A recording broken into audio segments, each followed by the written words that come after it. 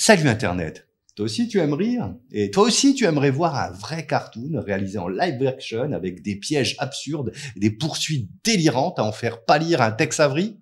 Et honnêtement, toi aussi tu as toujours secrètement rêvé que le coyote finisse par se faire un bon festin avec cet odieux bip bip? Alors Hundreds of Beavers est fait pour toi.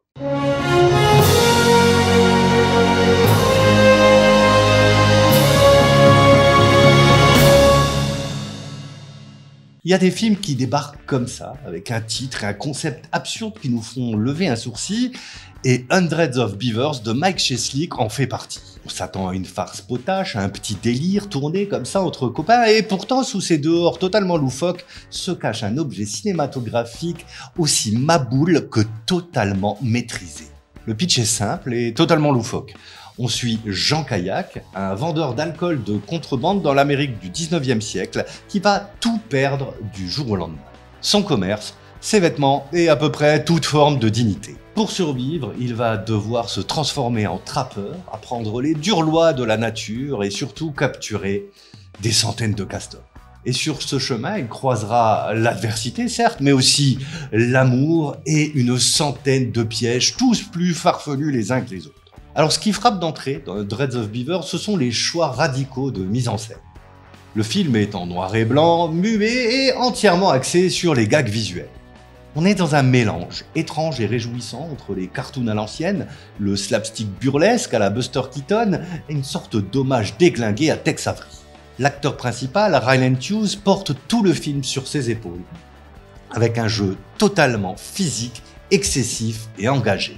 Il grimace, trébuche, invente des solutions débiles à des problèmes absurdes, le tout avec un sens du timing comique absolument parfait. Mais sous ces airs de grosses blagues visuelles, Hundreds of Beavers est étonnamment rigoureux.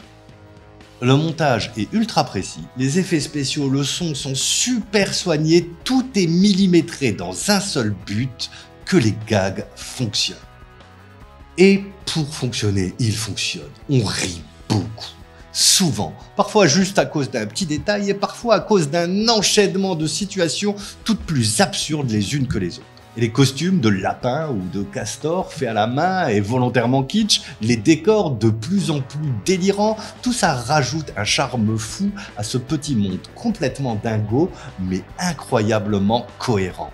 Et ce qui est beau, c'est que malgré son humour absurde, le film ne tombe jamais dans le cynisme et ne se moque jamais de lui-même. En fait, il y a une sincérité désarmante dans cette avalanche de gags visuels. On sent que tout le monde s'est donné à fond, avec un vrai amour du cinéma. Alors on pense à Méliès, à Chaplin, au Monty Python, mais avec des castors.